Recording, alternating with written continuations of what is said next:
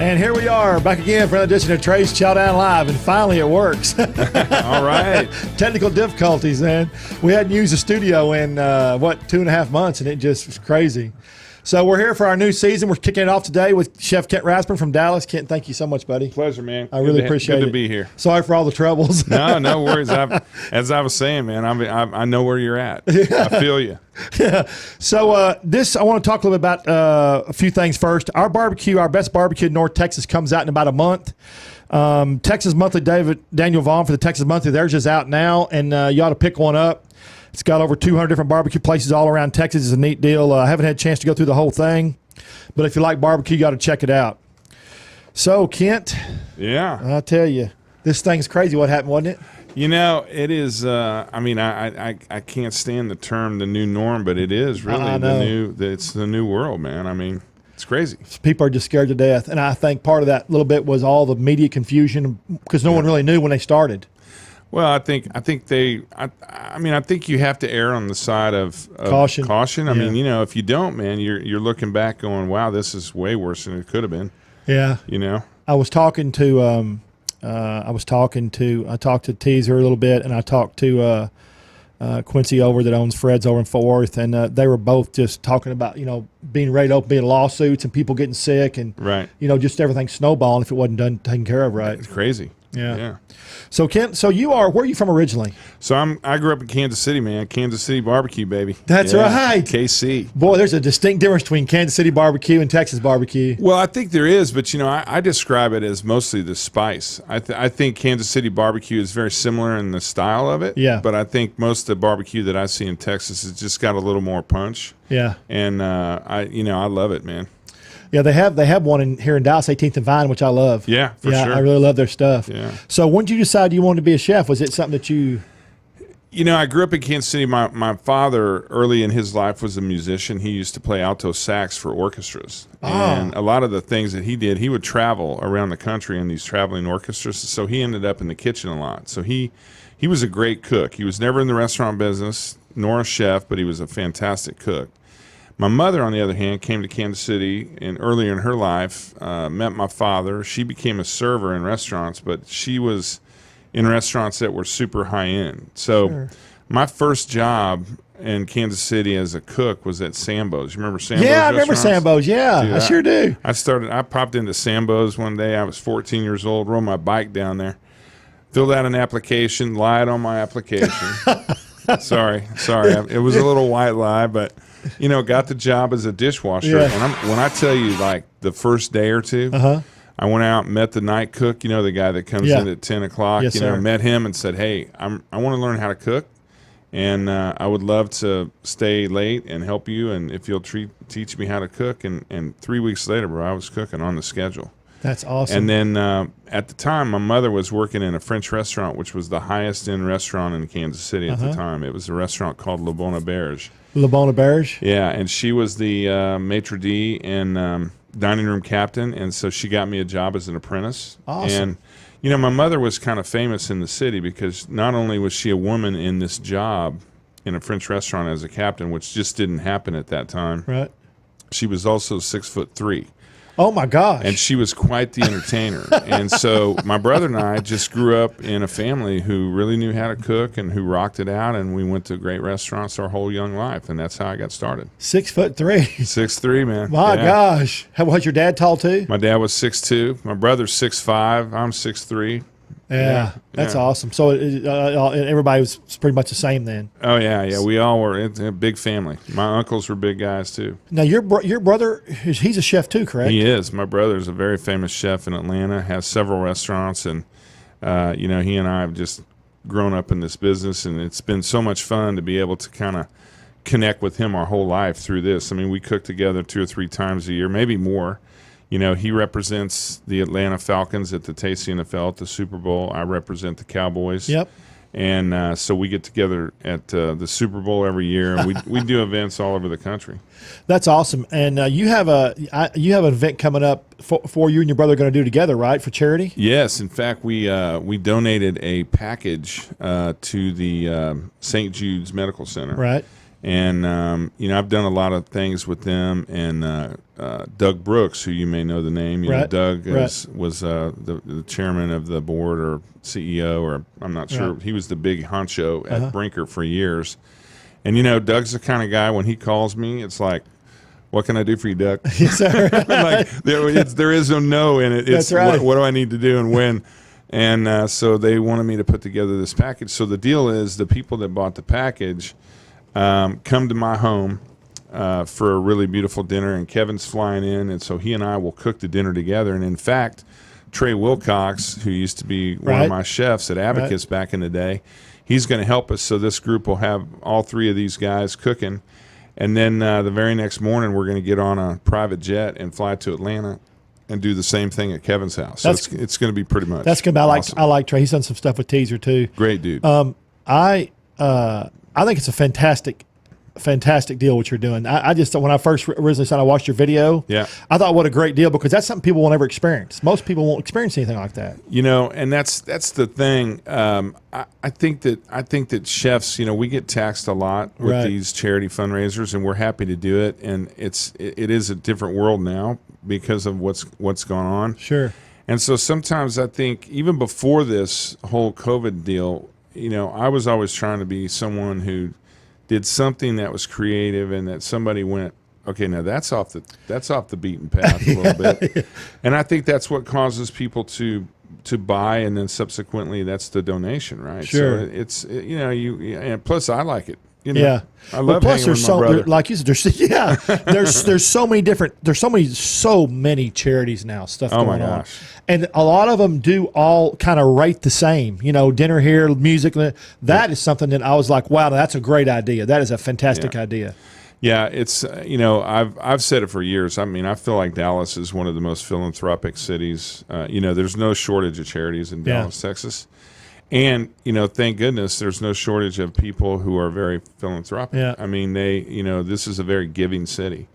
And so I've always felt like this is our way of giving back to the community. And I've always tried to avoid, traditional advertising, because I think these kinds of things is way more impactful. Sure. I do believe that a chef, and I tell everybody this all the time, there's chefs that are cooks and chefs that are passionate about what they do. Right. And if they're passionate about what they do, then they love giving back. Absolutely. I mean, it's just they understand where you come from and how hard it was, like working at Sambo's. Man, I haven't heard that name in a long time. Sambo's. I don't know whatever happened to them anyway. We know there's the company lost a massive lawsuit. I mean, it started a racial lawsuit because the term, because the name, and then the whole thing was surrounded around this young boy from Africa, and the tiger chasing him around. Right. I literally have the images of this nursery rhyme, and it was a nursery rhyme. Right. Okay. And we had them all over the restaurant, and I have it in my mind right now, but they lost the company over this. However, the original one Sambo's that started the company is still running in Santa Barbara, California. Oh, I didn't know that. Yeah, it's pretty cool. That's amazing. Yeah. So you did that, and you obviously went. Where'd you go to culinary school? Did not. Okay. Hard knocks, man. That's good. Yeah. I started really young in the restaurant business, as I said, and when I went to Le Bon Auberge as this apprentice, I was 17 years old. I was a junior in high school, 17, and I was working at the top restaurant in the city. And all my friends are, they're all still, they still talk to me, and they go, "Oh my God, I remember when you were like the rock star of the school, because like we're all working at McDonald's and you're like, you're cooking for senators." It was crazy. Well, you know what I've learned, because I've interviewed in the last 2 years, I've interviewed a lot of chefs, and it's funny because it doesn't matter where you start. It only matters where you get the destination point where you're going to. Right. But all of those places along the way, man, they mold you for sure. Right. The experience, right? And by the way, I think that there is just as much positive things that happen when you have a negative experience, right? Sure. I mean, like when you work in a restaurant that's not well run, or you work for a crazy chef or a crazy operator, hopefully you're learning things that you don't want to do in the future, and you're molding yourself to be a better operator and a better person. I agree with you totally.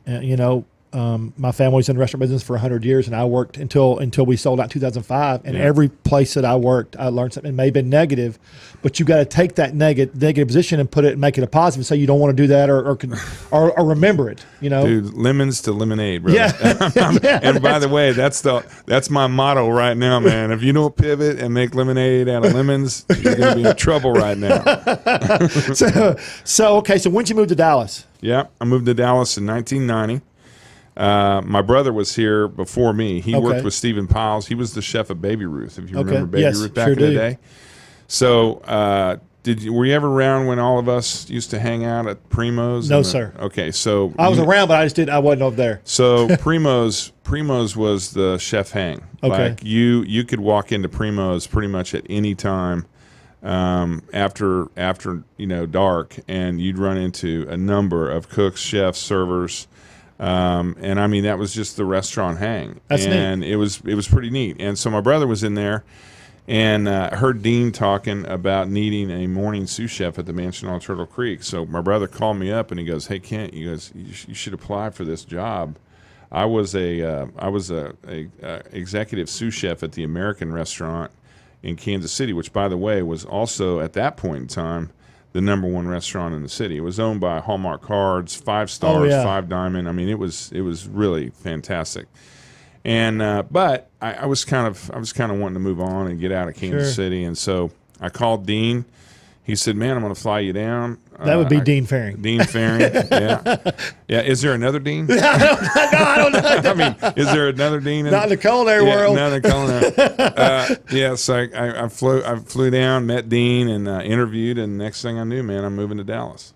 Awesome. Yeah. And so you, when you came to Dallas, you obviously worked there, and so you, how long before you started your own thing? Well, so I worked at the mansion from 1990 to 92.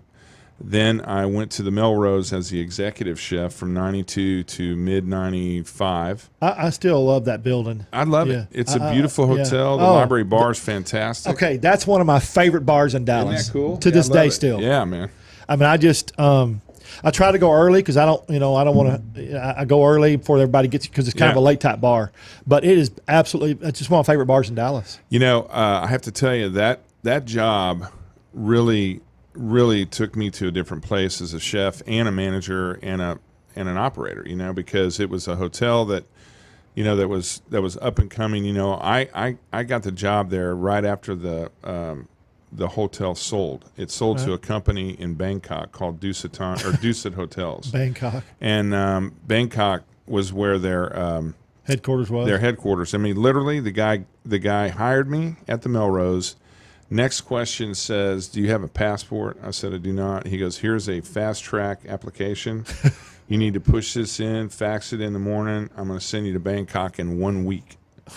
And I had to go to Bangkok and cook for 2 weeks. That was experience, wasn't it? Oh my God! And I went back for 2 more years. So I went to Bangkok 3 consecutive years, and cooked in this fantastic hotel and some of their other resorts around Thailand. I mean, that is an experience in itself. It was unbelievable. And seriously. And you were getting paid to do this. So getting paid to do it. You did. No, I loved it. That's amazing. Well, and I think that's the thing too. I tell people all the time, I've had such a blessed life. I mean, both my brother and I, we've been asked to cook all over the world. We've been asked to cook all over the country. We are fortunate enough to be in these beautiful wineries and different countries. And I mean, it's, this job has been, look, we have bad days like everyone else, but I'm going to tell you, I love what I do still today. I dig it. I'm passionate about food and drink. I get up every morning and say, "Man, what's today going to bring?" That's just the way I am. Exactly. And that's awesome. What was your favorite thing about Bangkok? Well,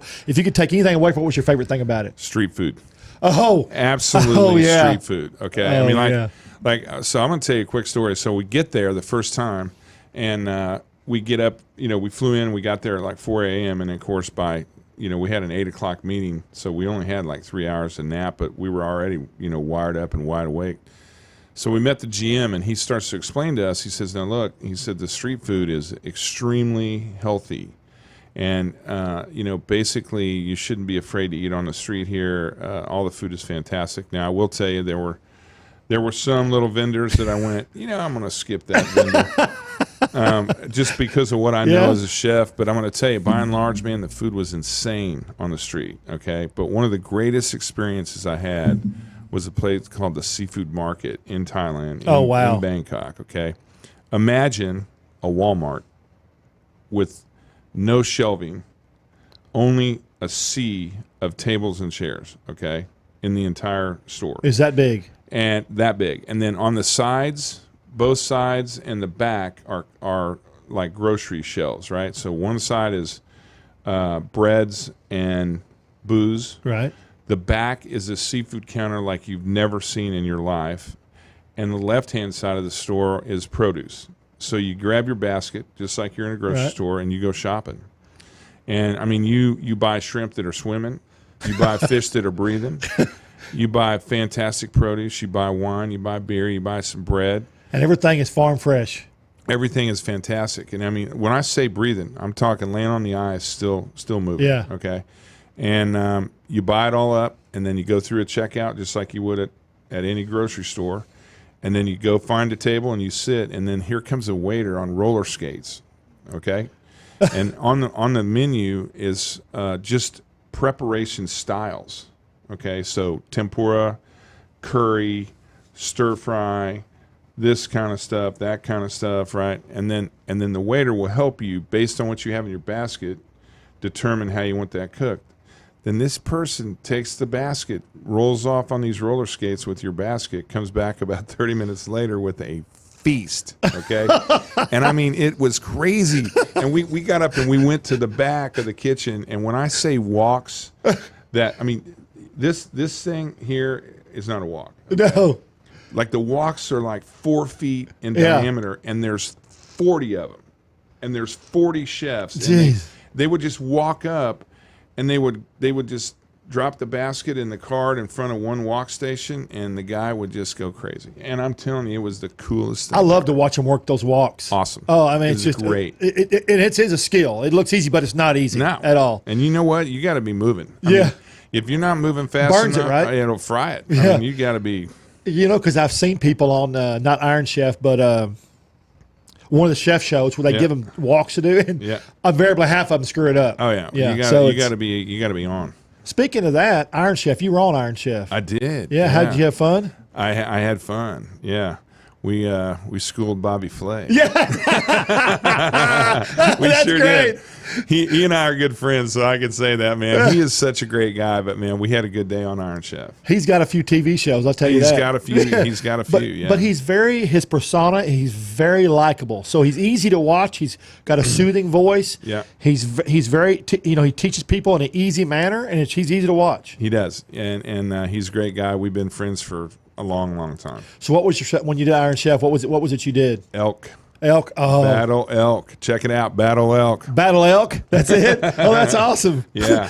All right. So you came back from Thailand, and that market I would love to. Unbelievable. Yeah, and not only that, but I mean just everything about the whole city, the whole country, and I've been back since. I mean, I love Asia.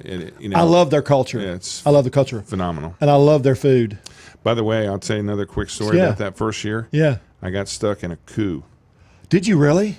While we were there, there was a coup against the government. Oh, my gosh. And the entire city of Bangkok was put under martial law. And let me give you just imagine this for a moment, okay? Imagine being on the top of a skyscraper in New York looking down on Times Square and not seeing one single person on the street. Not one. It was insane. 4 days, lockdown. Was it a little bit frightening, or were you okay? It was frightening. In fact, when it first happened, I was alerted to this happening because I turned on CNN one morning when I couldn't sleep, and they had some footage of these soldiers that were right down the street from our hotel at the palace that shot to death these kids at the palace while they were standing on the top of them. I mean, that's what I saw on the television, and then turned it up, and it was like today in Bangkok, Thailand, 7 people were killed, and I'm like, oh my God, that's right down the street. We are so lucky, United States, because we have laws. Oh yeah. People don't understand if that. I mean, I've traveled overseas a bunch of the stuff. One time, way back when my dad was, we used to go to Europe a lot, and we spent 3 months in Europe. And my dad would travel around. We went to from east to West Berlin, back up still east to West Berlin. Right. Dad took a wrong road in there, and they stopped us with machine guns. And I'll never forget them pointing those guns at us and me just freaking out. Yeah. And, they didn't speak English. They had to call somebody to speak English. It was a scary deal for about an hour. Yeah. Well, I actually had a similar situation to that on the ocean in the middle of the channel between Cozumel and Cancun. We got pulled over by a Mexican Coast Guard cutter, and they boarded our ship. And it wasn't a ship. We were on a big fishing vessel and scuba diving. Right. Same thing. Held us at gunpoint with machine guns while they searched the boat. There's nothing you can do. It's the most helpless feeling. It was crazy. Helpless feeling. Yeah. Okay, so you came back to Dallas. Came back to Dallas. Continued to work at the Melrose for the next 2 to 3 years. Awesome. And then I met my first business partner, a guy by the name of Robert Hoffman.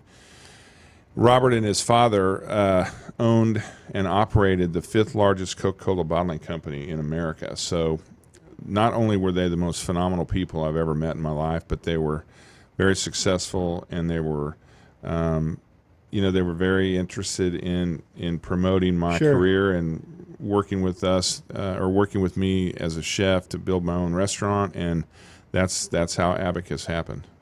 Awesome. So were they here, or were they out of Atlanta? No, they're here. So okay. So Robert's passed right now, or he passed not right now. He passed, but he had leukemia. But he was a huge art fanatic and loved collection, and in fact had and his wife still does have one of the most important art collections in the country, and he was really big into the Dallas Museum of Art, and so we opened. When I left the Melrose, we opened 1717 at the DMA, and we did all this social catering. Right. We did that for 2.5 years before we decided to move out and to open Abacus in 1999. All right. So let's talk about Abacus, because I loved Abacus. Yeah. I'm going to ask you one question before we start. Got it. Where'd the Lobster Shooters come from? That's a great story, man. I mean, let me tell you, you got to tell me. I'm not short on stories, brother. Okay, but no, I told you that's why I do my show, because but it's very hard, especially if you're in a restaurant, to get intimate with people when you're busy. For sure. So that's why I do it. So I want to tell you, the first time I had those years ago, I was like, 6 wasn't enough. I had to have more. I mean, they were just fantastic. So tell me about the story. So great story, and this is going to freak you out because you're never going to see this coming. So at the museum, I got a call one day this is before Abacus. So I get a call one day from a producer at KERA. Right. And she says, Chef, I want to talk to you about doing a party, a dinner for a very, very important guest, and we'd like to have it at the museum at 1717, about 150 people. And so she goes through all this information. And of course I'm like, okay, are you going to tell me who it is? And you're going to have to guess who it is, and she goes, we have to keep this under wraps, but she goes, we want you to cook for Julia Child's birthday. Oh my gosh. And I said, Julia Child's. And they go, yeah, she's turning, I don't remember how old she was turning, but it was her birthday, and she was on a book tour here. That's a little bit of pressure. Well, a little bit of pressure. And then I said, now, am I one chef of a number of chefs? And then, oh, no. You're cooking the whole dinner. We want 5 courses. We want you to blow her away. And I'm like, oh my gosh. Okay. So the first course of the dinner that we did was a Thai red curry soup. Remember, this is coming off of Thailand. Right. So a Thai red curry soup with crab and scallion dumplings floating on top of it, right? So that sounds delicious. Yeah, it was gorgeous. Yeah. Okay, so imagine a big bowl of the Lobster Shooter. Okay. So that's kind of what it was. So we served it, and then we went through the dinner, and she gets ready to get up and speak and to address the crowd. And literally, man, I'm in the room, and they got the whole team in there watching because we had already served dessert. And she gets up to the podium and she says, I have to say, I'm not sure what you all thought about that soup, but that was one of the most delicious things I've ever eaten in my life. And I went, write that down, man. And so we. You're right. I didn't see that coming. Well, we banked that recipe for sure. And then not long after that, I got invited to go cook at the James Beard House in New York. Yeah. And so I thought, well, James Beard House. Hang on, nominated 4 times, James Beard, right? Yes, sir. Yeah, but I'm the Susan Lucci. I never actually won. But you know what's great though is I never won, but we were always up against Vegas. Yeah. So Vegas was in our group. Did you know they separated that now? Yeah, they did separate. Yes, they did. Which is big for this Huge. state. It's big for this state. This is a great food city. I've said it my whole career here, and I'm just so happy that they finally said, "Look, Texas is its own world." It is. Man. It is. And so, and it's hard. It's for me as a restaurateur and as a guy, and you too.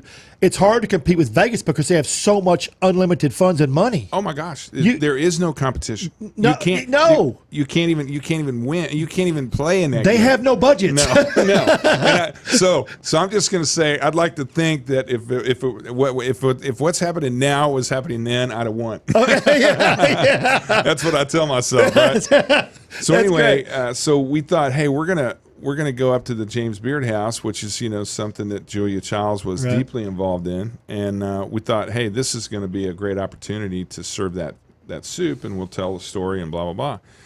So as we're on the way up, I mean literally on the plane, I'm talking to my sous chef and our pastry chef, and I'm thinking, I feel like we might need to cut our portions down because we have 7 courses, and we're going to New York City, and Texas is a big portion kind of place, and yeah.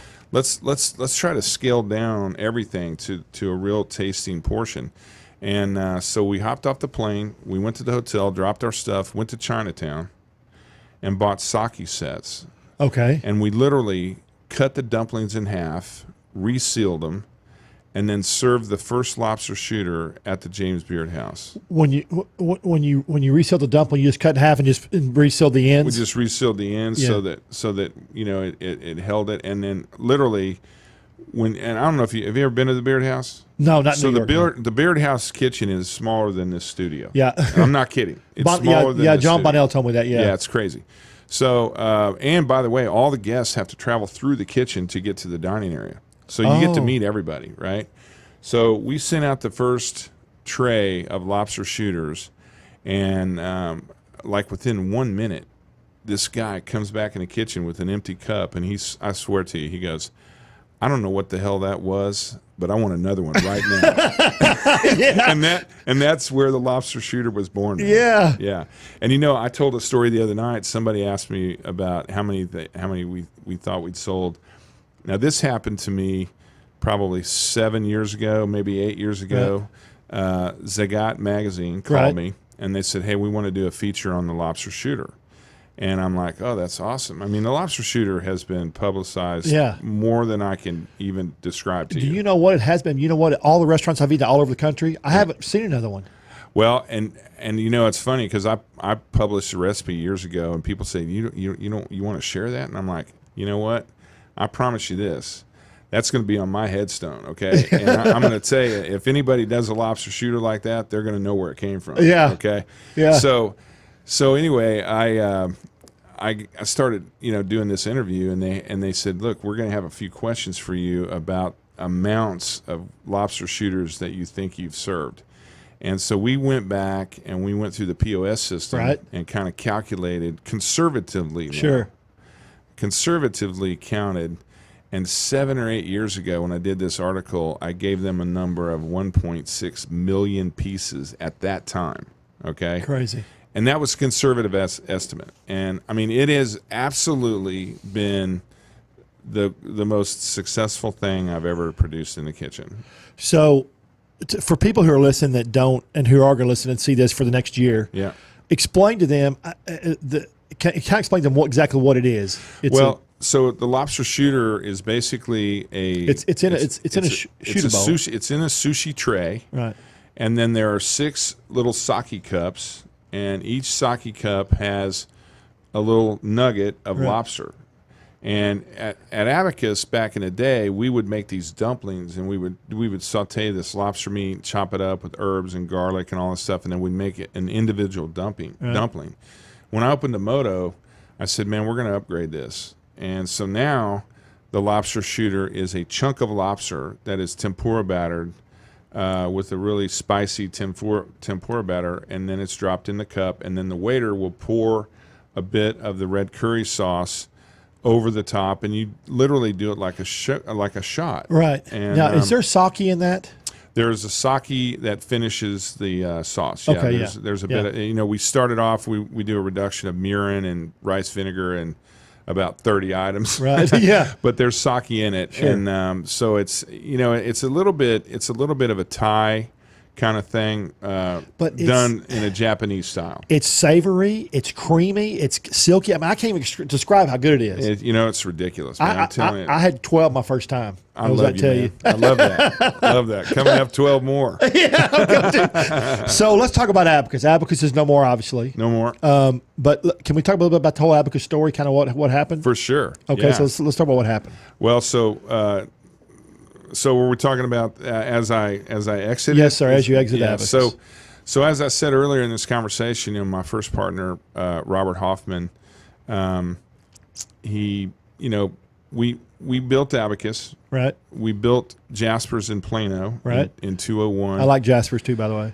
And you know what? Thank you. We were so fortunate. Jasper's was a hit too, man. I mean, Jasper's was nominated and chosen as one of the top 10 restaurants with Esquire magazine. The National Restaurant News Hot Concept Award. Yeah. I mean, it was crazy. And the biggest thing that happened to us then is we got really noted about our ribs, our barbecue ribs, and Bon Appetit and the Food Network did a combination story and television special, and Jasper's was nominated as one of the top 3 places in America to have barbecue ribs. Yeah. And I mean, we went. Can we? Is there a bleep on here? No, you're fine. Are we good? we went from selling a lot of ribs to selling a shitload of ribs. Yeah, that's good. Okay. That's good. I mean, a lot of ribs. Yeah. Crazy. The food is kind of like a backyard atmosphere, wasn't it? Totally. In fact, the tagline of the restaurant was backyard gourmet backyard cuisine. So anyway. We were running Abacus, and we were running Jasper's, and then we put a Jasper's in the Woodlands, and then we put the Jasper's in Austin. Right. And then my partner came down with a very, very horrible disease, and it was a type of leukemia that took him in 9 months. And oh my gosh, that was a very devastating time for me because he was like a father figure to me, and the guy was brilliant, and I loved him, and I miss him, and it was like, it's just terrible to think what happened. And he was one of the most philanthropic and one of the most sharp people in the whole world, I think. And anyway, that kind of started a series of events that started with the family trying to liquidate some of the assets that he had assembled, and one of them was the restaurant company. I was not the majority holder at the time, so that meant that whoever bought the company was working with me, and I was working with them, and you were going to be stuck with whoever bought it. And I was. Yeah. And the person that ended up buying it was in the restaurant business, but a very different segment. He was a steakhouse guy, and we ran the company together for 8 years, and we began to butt heads, and I just one day said, you know what, I got to make a move, and I'm not happy anymore. I'm not digging what I'm doing, and I'm too old, and I've done too much stuff, and I feel like I've done too many successful things to not be loving getting up and going to work. Right. And so I made a decision to exit the company, and that led to a massive lawsuit about my name and my likeness, and for a period of time I couldn't even do this radio show or this show. I remember because I think I talked to you a while back. Yeah, I remember it was like a year and a half or 2 years ago. Yeah. And so a 2.5 year legal battle and a stupid amount of money and time and well, emotion. the attorneys are all the ones that win that kind of stuff. You know, it's the biggest waste of resources that I've ever seen in my life, and I highly advise anyone that's getting into business with a partner to be very careful about protecting your personal identity, your personal your name, your your recipes, whatever you whatever it is. I mean, if you're an artist, if you're a singer, if you you know, be very careful about how you approach all this. You know, as a chef, you are an artist. To me, a chef is an artist. Absolutely, because you have to be both. If you're gonna have a beautiful dish, right. you've got to be an artist. So, absolutely, yeah. And I'm big into that. I mean, I think our food in all of our restaurants is number one. I think it looks fantastic. Always, but I always believe it has to follow that by being something that you go, oh my gosh, I want to eat that again. Yeah. You know? So anyway, that's over. Yep. It's closed. I am Kent Rathbun, and here I am on camera. That's it right there. Yeah. That's right. So done, and Abacus is gone. Well, and that, you know, that's a bittersweet thing. I know. You know, but you know, Abacus, you know, arguably for at least 15 years, one of the best restaurants in Dallas. I think it probably would have been the best restaurant in Dallas. And you know, we had a beautiful run. We had so many talented people, so many talented chefs, so many talented, you know, bar people, servers. I mean, I just can't even, you know, just when you think about all the people that supported me through that time, you know, you have Trey Wilcox, you have Aaron Stodmeyer, you have just tons of people, Matthew Scott, these guys, and you know, there's 10s, 20s, 30 more people that I could mention here. Sure. I mean, these people have all gone on, open restaurants, done great things. The only way I can explain Abacus is it's an extremely inviting restaurant with unbelievably delicious and creative food. I mean, I don't know how, there was nothing pretentious about it. It had a great atmosphere, had a great bar area, and the service was always fantastic. Yeah. You know, thank you. That was one of our goals. You know, I can remember, and I know my team would tell you this. You know, I used to say in meetings, I used to say, let me tell you, I don't ever want to hear anyone in this restaurant say, do, or act in any way that is pretentious, cocky. And I said, let me just tell you this, that this is a place that the higher we climb up the ladder, the more they want to look up your skirt. Right. And I said, if you even remotely begin to act like we are the thing, it'll be the death of this restaurant. Yeah. And I said, we have to be Southern hospitality with unbelievable service, food, and ambiance, and that's what we did. But you breathe that in everything that you do in all your operations and all your culture.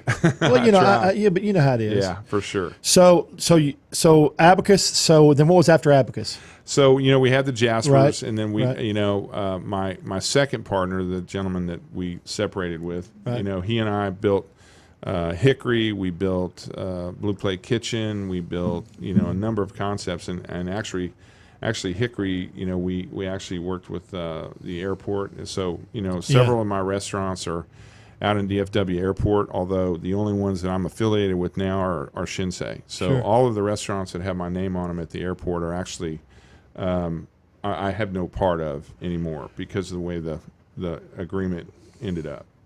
Hickory still does well? As far as I know, it does well. Yeah. I haven't eaten there, but I hear that it's busy. Yeah.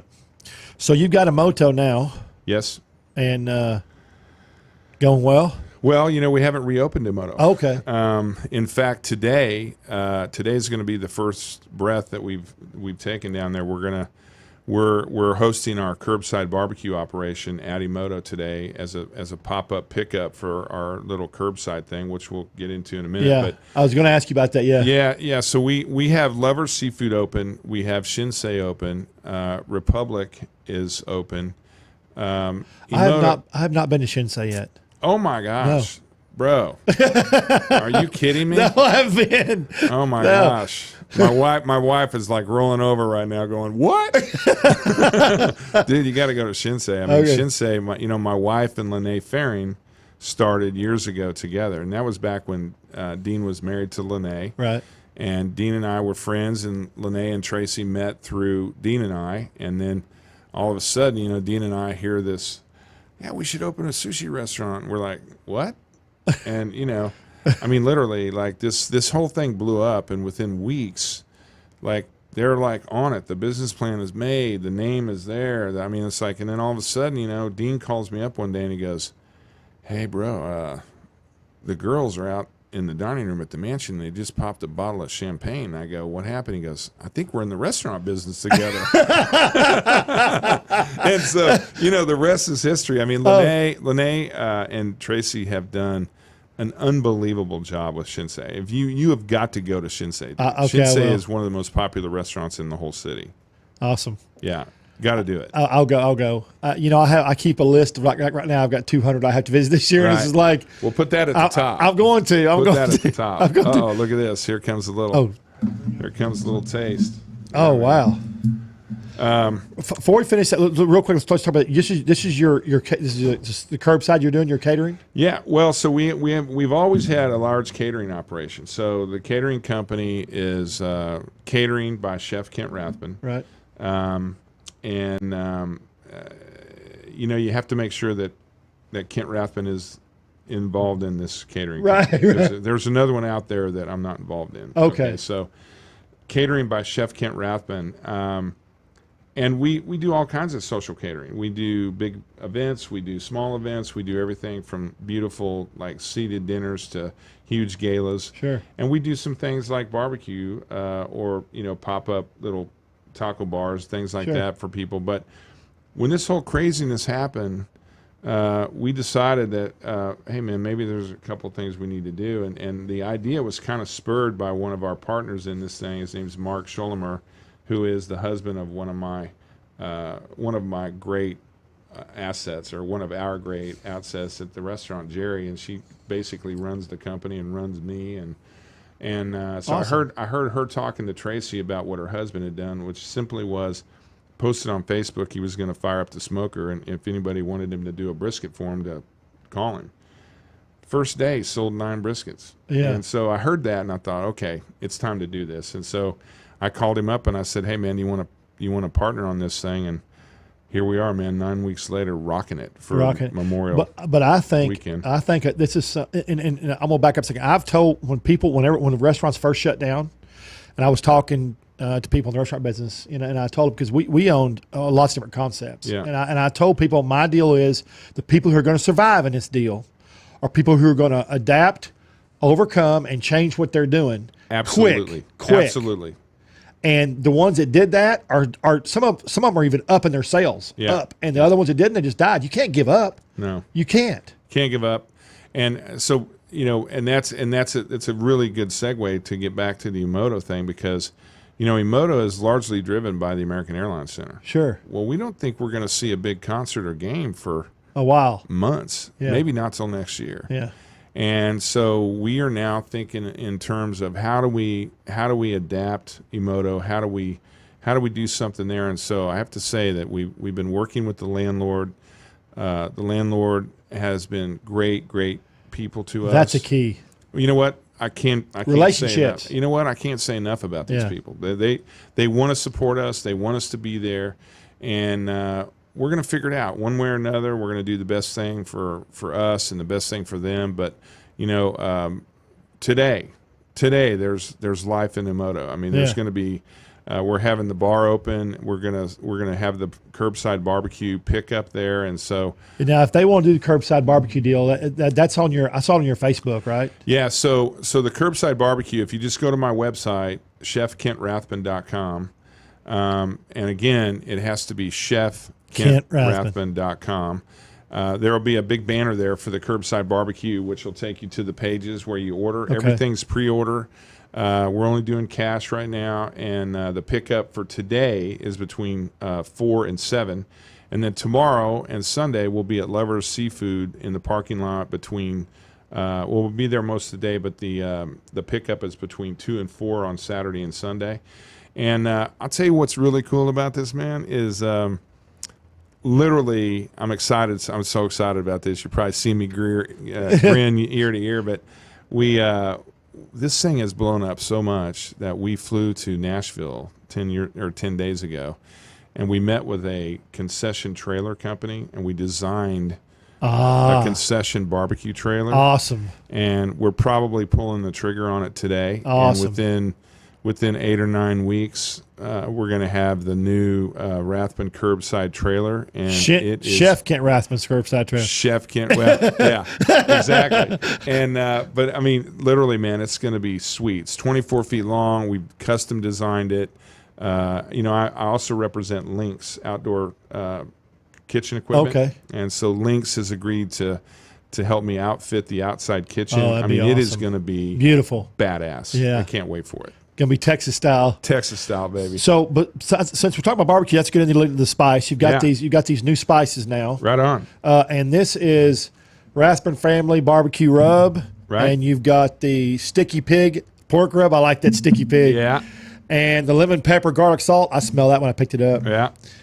And the steak and chopped garlic salt. That's it. You can't go wrong with any of those. So I'll tell you, the steak and chopped garlic salt has been on the market for quite some time, and I'm happy to say that this is one of the things that went away for me when I separated from my last company, and so I redid these new formulas, new packaging, new label. And they are popping up in Central Market this week. That's awesome. So they should be on the shelf this week. And if you want to just order them off my website, again, chefkentrathbun.com, we have a pretty cool little merchandise page. But I'm going to tell you, man, the steak and chop salt, I call it the gold dust. Right. This is an all-purpose seasoning for whatever kind of meats, vegetables. Gold dust. I'm telling you, it's awesome. And then what's really cool is these are all derived from this, right? So you get a little of this. Now you have citrus, you got lemon peel, you got a little rosemary and the lemon. The Sticky Pig is kind of a mixture between the barbecue rub and the chop salt with extra sugar. We call it Sticky Pig because it's got topinamba sugar and brown sugar. I was just fixing to ask you about it. That's good. So you get the granular sugar, and then the barbecue rub is a really awesome barbecue rub. That's a dry rub that you can put on for up to 24 to 48 hours ahead. It's got very little salt in it, so it's just mostly peppers and paprika and things like that. So briskets, chickens, ribs, pork bellies, pork butts. This is the rub that you put on it, and then you come back and hit it with the chopped salt before you cook. Awesome. When we post the show to all the social media, and because we do little taglines too. Yeah. I'll put your website on there. Awesome. Too. Yeah. Thank you, man. Appreciate it. Before I forget about it, you do stuff with the Cowboys. You cook for the Cowboys. Yes. And your brother does the. Yeah. So both of us are affiliated with the Taste of the NFL, and the Taste of the NFL, we call it the Party with a Purpose. Right. It is. It exists to help support the food banks of America. And the way it works is a gentleman by the name of Wayne Jakowski up in Minneapolis started this 29 years ago. I call that Snow City. Oh, my God. It's crazy. Anyway, he thought, what a great way to raise money for these food banks and have these chefs get together with alumni players from each team and do this event at the Super Bowl. And now this thing has grown to be the #1 sanctioned by the NFL food and wine event at the Super Bowl. We serve anywhere from 2,500 to 4,000 people, depending on the city. It's a pretty high ticket. I think it was $750 last year. Yeah. Ahead, and it's worth it though. It goes for a good cause. All the proceeds go to the Hunger Links, and the way it works is the host city of the Super Bowl gets, I believe, 30%. And then the other 70% is split around the country in food banks. And so, and I'm just going to say this too, man. We are one of the greatest states in Texas, or in the country, if not the greatest state. Yet we have one of the biggest hunger problems in the country. Yeah. And that's just, it's ridiculous. I mean, anybody out there that can do anything for the Hunger Links, especially right now, right? I mean, it's terrible. Oh my gosh, crazy what's going on right now. So I do a lot of stuff with the food bank in Fort Worth. It humbles, it keeps you humble, and it makes you. You know what? It makes you realize how lucky you are. Well, you know what? When we're sitting here with food like this, and we go to restaurants, and pre-COVID, post-COVID, there's many of us who eat really beautiful food, often. And there are a lot of people that are going to bed hungry, man. And that's just a crime. It's terrible. So what has been your favorite thing in the restaurant business? If you could say, if somebody asked you, Kent, in your last decades, what's been your favorite thing in the restaurant, what would that be? And are you talking about like overall, or are you talking about a specific thing? Well, overall, it's simple, and I always say that the best and the worst thing about being a chef is that you're always smack dab in the middle of somebody else's party. I've never thought about it that way. I'm gonna tell you, and here's the funny thing about this. Okay, so as a young chef, an up and coming chef, maybe you're a chef that hasn't got some of the accolades that other chefs have. You're working your ass off. You're cooking and you're doing what you love to do, and the restaurant is exciting, the kitchen is exciting, it's competitive, there's nothing greater than knocking out 400 or 500 covers at the end of a shift and going, man, we rocked it, and knowing that you really kicked it with beautiful food and people were happy and they're digging it. But then you go, I wish I was part of that. I was part of that party, right? Well, the beautiful thing about becoming a chef who's got a little bit of success, and I'm not a big fan of the celebrity chef term, but, for the lack of a better term, once you become somebody who is considered a celebrity chef, then you become the party. Right. And people want you there. They want you out in front. They want you to meet people. They want you to talk. They want you to do their show. This is cool for us, okay? So, if anybody tells you that they don't like the stardom of being a chef, they're lying to you. Okay? It's great. How great is it to be able to do what you love and to have people really, really dig it, and you are fulfilled. And this is the beautiful thing of being a chef. Okay, what is the worst thing for you? What's the biggest mistake you ever made, or the worst thing that you feel like in your career that you've done? Man, I tell you, the first thing that comes to my mind is years ago when I was still working at the museum. Right. We ran a company called Donnie Catering, and Donnie Catering did a tremendous amount of social catering. And again, just like we do now, we did everything from 1,000 people, 2,000 people to 10. And we did. I got asked to do the debutante ball one year at the Meyerson. Okay, and the people that were planning the party, it's sort of the same old thing. When you meet people that are not really in the business, they don't really understand some of the logistics and some of the things, and they don't understand why they cost so much and why you have to have this and have to have that. And we got down to a point where we were discussing the budget, and they were trying to cut out a big generator for the kitchens. Oh. And they said, we think we can run the kitchens off the same generator as we're running the bandstand. And I'm saying, not a good idea. Don't do it.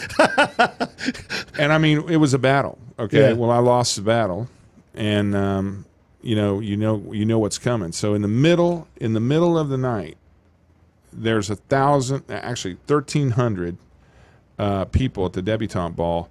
We had 2 satellite kitchens set up, both on one side of the Meyerson, one on the other. The band's playing, and all of a sudden we're getting ready. We're in the middle of serving the entree, and the lights go out in the kitchen, which turned off the ovens, and it was an absolute nightmare. Okay, and we ended up cooking almost 700 pieces of meat in a hot box with trays of sterno. Oh my gosh! Sterno or the canned heat. We were like literally going, okay, I can't do it. And I'll never forget it. My sous chef at the time, Joe Getz, he goes, hey chef, I don't know if this will help you, man, but I got 2 cases of sterno in the truck. And I go, get them.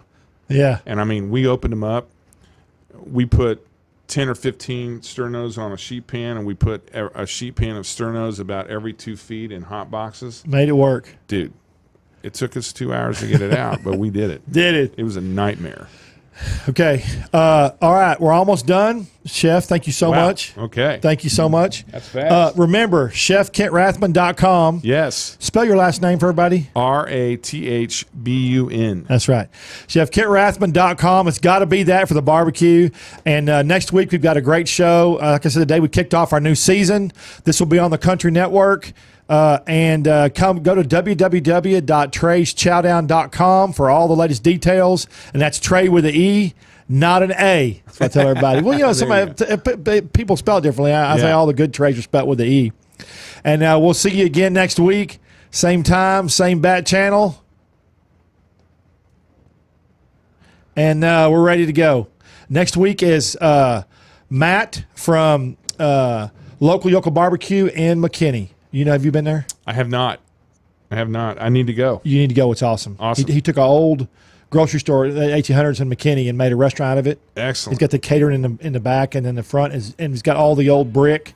They folded or whatever. It looks great. Awesome. Thank you all again. See y'all next week for Matt. Perfect.